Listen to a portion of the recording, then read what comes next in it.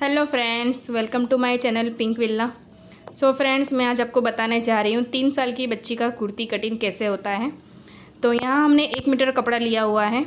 आप देख सकते हो येलो कलर का कपड़ा है, काफ़ी खूबसूरत है। अब हमें इसे किस तरह से फ़ोल्ड करना है गाइस, मैं वो आपको बताने जा रही हूँ।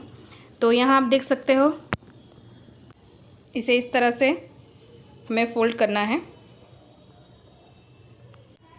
तो जैसे मैं आपको बता चुकी हूँ, जो इस तरह का कटिंग वाला एरिया होता है वो साइड में होना चाहिए और जो फोल्डिंग एरिया होता है वो हमारे साइड होना चाहिए। तो चलो स्टार्ट करते हैं किस तरह से डायग्राम करना है हमें। तो सबसे पहले हमें यहाँ लेंथ लेनी होती है। तो यहाँ लेंथ है 18 की, और जैसे आप जानते हो कि हमें 2 इंच एक्स्ट्रा लेना है। तो आपने देख लिया है यहाँ 18 इंच लेंथ है और हमें 2 इंच एक्स्ट्रा लेना है, यानी कि 20 हमने यहाँ ले लिया है। अब हम करेंगे इसका शोल्डर। तो यहाँ शोल्डर है 10 इंच का है, तो हमें 10 का आधा यानी कि उसका हाफ़ करना है, यानी कि 5 इंच लेना है। तो यहाँ हमने 5 इंच शोल्डर लिया हुआ है। सो गाइस, जो साइज हमने यहाँ 5 इंच लिया हुआ है शोल्डर का, तो मैं आपको पिछले वीडियो में बता चुकी हूँ कि हमें वही इंच यानी कि वही 5 इंच हमें यहाँ लेना है। ठीक है, आप देख सकते हो।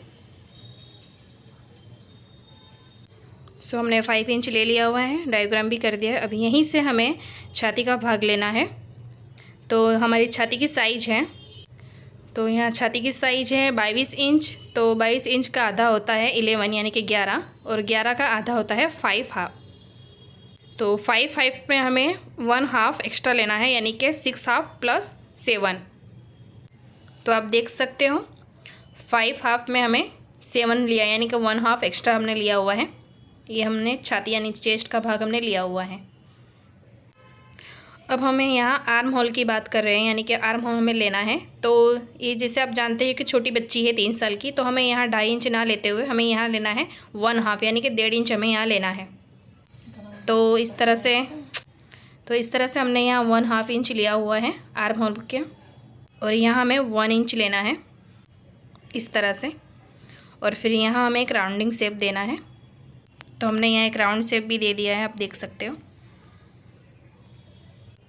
अब हम आते हैं कमर ऊंचाई, यानी कि जो हमें कमर की जो चौड़ाई लेनी है उसके पहले हमें कमर ऊंचाई लेनी होती है। तो ये छोटी बच्ची है, तो हमें यहाँ 10 इंच कमर की ऊंचाई लेनी है। तो शोल्डर से सीधा हमें इस तरह से पट्टी रखनी है और यहाँ 10 इंच पे हमें एक क्लिक करना है, और हमें यहीं से कमर की चौड़ाई लेनी है। सो गाइस, कमर की चौड़ाई भी 22 इंच है, यानी कि 22 का आधा हमें करना होता है। तो 22 का आधा होता है 11, यानी कि 11 इंच, और 11 इंच का आधा होता है 5 हाफ, यानी कि 5.5। और जैसे आप जानते हो कि हमें 1 हाफ एक्स्ट्रा लेना है, यानी कि हमें यहाँ 7 इंच लेना है। तो आप देख सकते हो किस तरह से डायग्राम किया हुआ है 7 इंच पर। अब हमें यहाँ से जो चेस्ट और जो कमर की जो भाग है, हमें वहाँ से एक ड्राइंग कर लेनी है, यानी कि एक लाइन ले लेनी है। यहाँ से हम सीधी एक लाइन लेंगे इस तरह से। अब हम आते हैं डायरेक्ट नीचे, जहाँ दामन की चौड़ाई ली जाती है। तो यहाँ हमने दामन की चौड़ाई ली है 9 इंच, यानी कि 1 इंच एक्स्ट्रा लिया हुआ है। 8 इंच दामन की चौड़ाई है, 9 इंच हमने यहाँ लिया हुआ है, क्योंकि सिलाई में 1 इंच हमारा दब जाएगा, इस वजह से हमने 9 इंच लिया हुआ है। अब हम जो कमर की जो चौड़ाई है वहाँ से सीधा एक ड्रॉ करेंगे, यहाँ तक एक लाइन यहाँ हमें लेना है, डायग्राम करना है कुछ इस तरह से। तो देख लिया है किस तरह से डायग्राम हमने किया हुआ है इस कपड़े पे। अब नेक्स्ट हम आते हैं जो आर्म होल होता है, वहाँ से जो हम कटिंग जो काप रखते हैं कमर के पास, हम उसका माप ले लेंगे। तो आर्म होल से हम 7 इंच पर हम यहाँ एक टिक करेंगे।